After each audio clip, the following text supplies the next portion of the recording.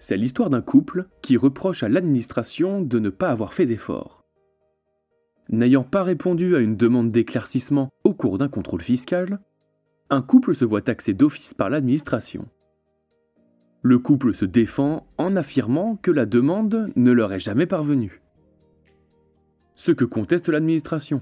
Pour prouver ce qu'elle affirme, elle fournit un pli recommandé avec l'accusé de réception indiquant « pli avisé et non réclamé » et « pas de réponse à l'interphone ». Une preuve suffisante pour l'administration. Mais pas pour le couple, pour qui ce document montre que l'administration a seulement tenté de remplir son obligation. Mais selon eux, rien ne prouve que le pli a été mis à leur disposition au bureau de poste. Le juge tranche en faveur de l'administration et estime que la preuve est suffisante.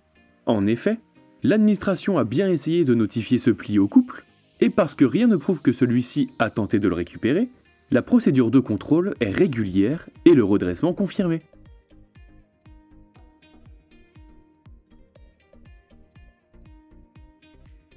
Dans le cadre d'un contrôle, l'administration fiscale peut être amenée à solliciter des éclaircissements ou des justifications complémentaires auprès de la personne contrôlée.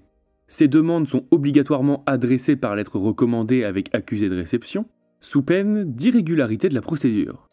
Si un particulier conteste avoir reçu une telle demande, il appartient à l'administration de prouver qu'elle a mis tous les moyens en œuvre pour lui faire parvenir.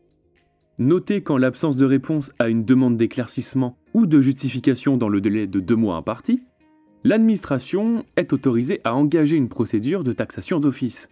Cette procédure lui permet de déterminer les bases d'imposition de la personne contrôlée à partir des éléments dont elle dispose, en assortissant les redressements correspondants de pénalités.